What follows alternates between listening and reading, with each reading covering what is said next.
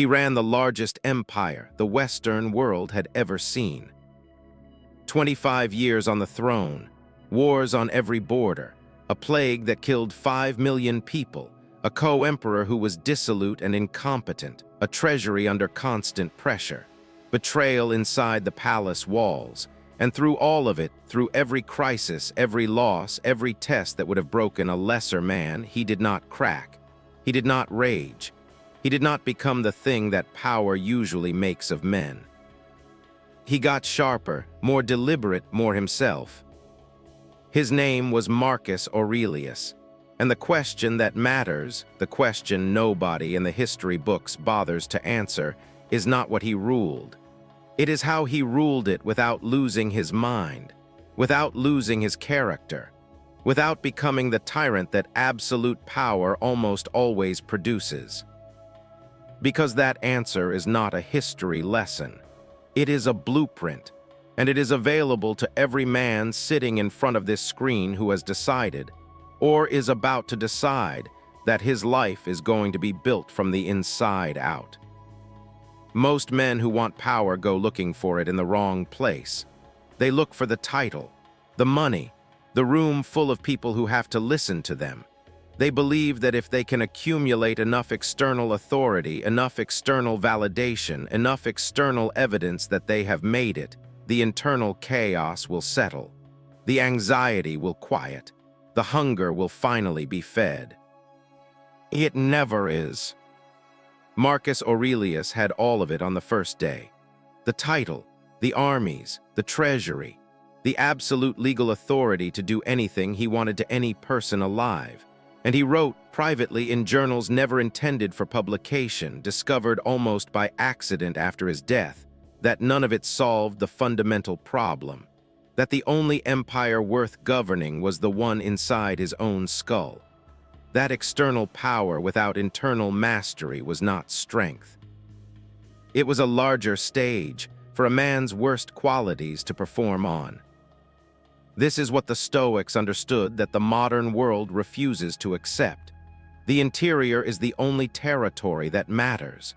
Everything else, the money, the status, the influence, the empire, is downstream of that. Build the interior right and the exterior follows as the natural consequence of a man who is operating from a place of genuine clarity.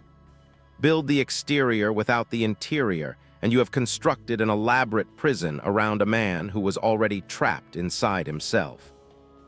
The first thing Marcus understood, and the thing most men never learn, is that the mind untrained is not neutral. It is actively working against you. The untrained mind catastrophizes, it personalizes, it confuses what is actually happening with the story it tells about what is happening. It takes a setback and turns it into evidence of permanent failure. It takes an insult and turns it into a verdict on your value. It takes uncertainty and turns it into threat. And then it makes decisions in your negotiations, your relationships, your moments of highest consequence, not from clarity but from the distorted lens of its own fear. Marcus called the trained alternative the discipline of perception. The deliberate, practiced effort to see events as they actually are, stripped of the amplification, the catastrophizing, the ego-driven meaning the untrained mind automatically applies to everything it touches. When the plague came, the untrained mind said, "The empire is dying." Marcus's trained mind said, "There are logistical problems that require specific solutions." When his co-emperor failed him repeatedly, the untrained mind said, "I am surrounded by incompetence and betrayal." Marcus's trained mind said, "This is the nature of men under pressure, and I must govern accordingly." This is not optimism. This is not the instruction to pretend bad things are good.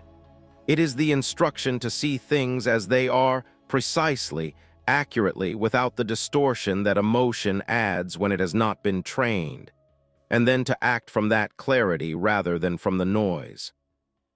The wealthy man who has internalized this discipline does not move through setbacks slowly. He moves through them with a speed that looks supernatural to the men around him. It is not supernatural. It is the simple advantage of a man whose perception has been cleaned of the static that keeps everyone else stuck. The second principle Marcus lived, and the one that protected his psychology through 19 years of the most demanding leadership in the ancient world, is what the Stoics called the dichotomy of control. There are things up to us, our judgments, our desires, our responses, our values, the quality of the work we bring to the moment in front of us. These things are entirely, completely, always within our authority. There are things not up to us, what other people do, what the market does, what the body does, what fortune does, the opinions of the room, the outcome of the battle after we have done everything the battle required.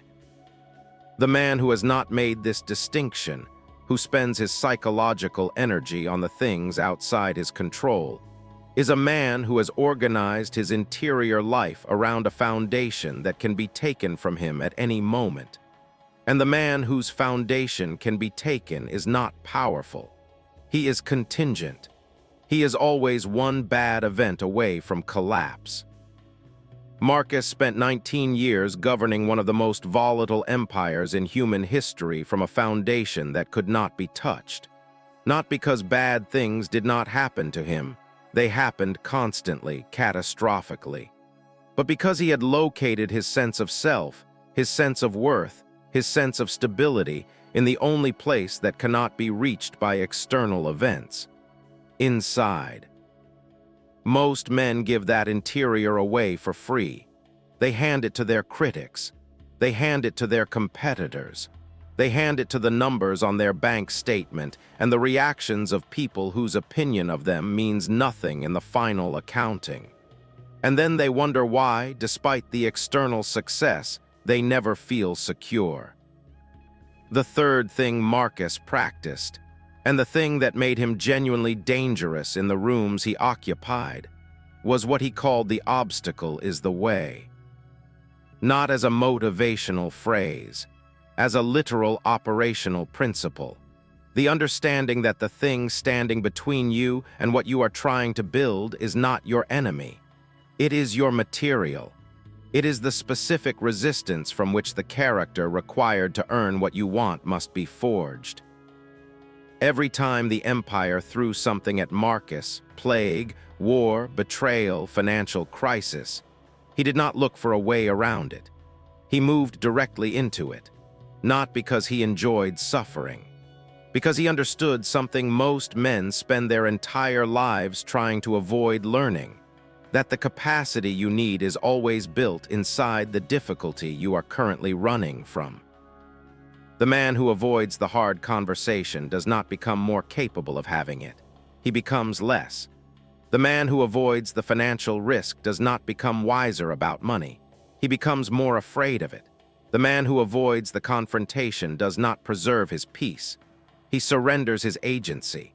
And the accumulated weight of all those avoidances, all those small retreats from the material that would have built him, is what produces the man at 50 who is still waiting for his real life to begin. Marcus did not avoid. He moved toward, directly, deliberately, with the full capability he had available, and when that capability was not enough, he built more in the attempt.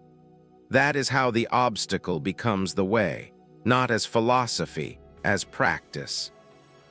The fourth thing, and the one that is most misunderstood about Marcus Aurelius, and about the Stoic tradition he embodied, is that none of this made him cold. There is a version of psychological mastery that gets sold in the modern world that is essentially the performance of not caring.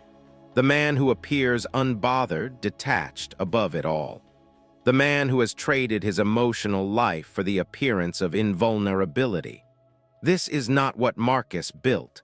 This is not what the Stoics prescribed. Marcus wept for the men who died in his wars. He wrote with genuine tenderness about the people he loved.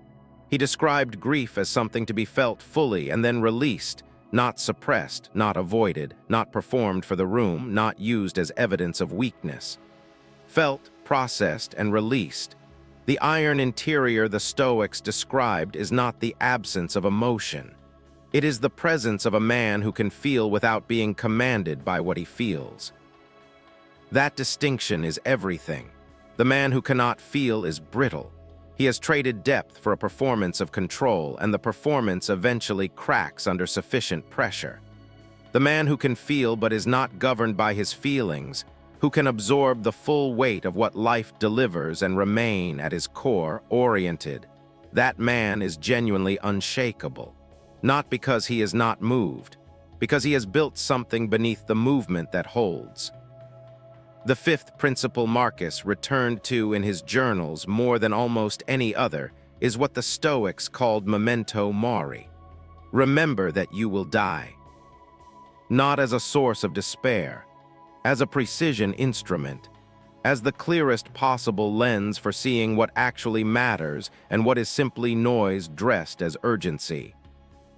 Marcus listed again and again the great men who had come before him, the conquerors, the philosophers, the emperors, and noted that all of them were gone. The ones who raged against their mortality and the ones who accepted it.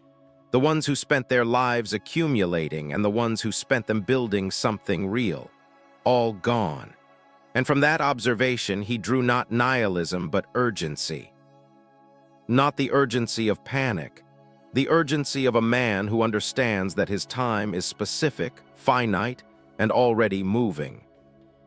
Every day spent organizing your psychology around things that can be taken from you is a day that did not belong to you in any meaningful sense. Every day spent building the interior, sharpening the perception, strengthening the foundation, moving toward the obstacle rather than away from it, is a day that compounds. That adds to something real. That contributes to the version of you that nothing external can dismantle. Marcus Aurelius governed 60 million people and fought wars on the edges of the known world. He did it while writing some of the most honest, searching, psychologically rigorous self-examination in the history of human thought. He did it while losing people he loved, watching things he built get damaged, facing failures he could not prevent. He did it without becoming cynical, without becoming cruel, without losing the thread of who he was under the pressure of what he was asked to carry. He is not a historical figure to admire from a distance. He is a demonstration of what is possible when a man decides that his interior is the project, that the empire inside his skull is the empire that matters first, and that everything else he builds in the world is downstream of that decision. There is a version of you on the other side of this work. He does not need the room to confirm him because he has already confirmed himself through the unglamorous, private, daily practice of examining his own perception, governing his own responses, moving toward his own obstacles, and refusing, absolutely refusing, to outsource his sense of self to anything that can be taken from him. He is not louder than the room, he is more settled than it. He does not perform authority, he generates it, the way a tuned instrument generates sound, as the natural consequence of its own internal consistency. His wealth is not accidental, it is structural. The material result of a psychology that has been built correctly from the inside out, on a foundation that does not move. He is not cold, he is free. And in a world full of men performing freedom while being driven by fears they have never named, a man who is actually free is the rarest and most powerful thing alive. You have a number of mornings remaining, a number of decisions, a number of moments when the obstacle will appear and the question will be whether you move toward it or away from it. Whether you govern your perception or let it govern you. Whether you build the interior or keep hopping the exterior will somehow do that work for you. It won't, it never does, it never has.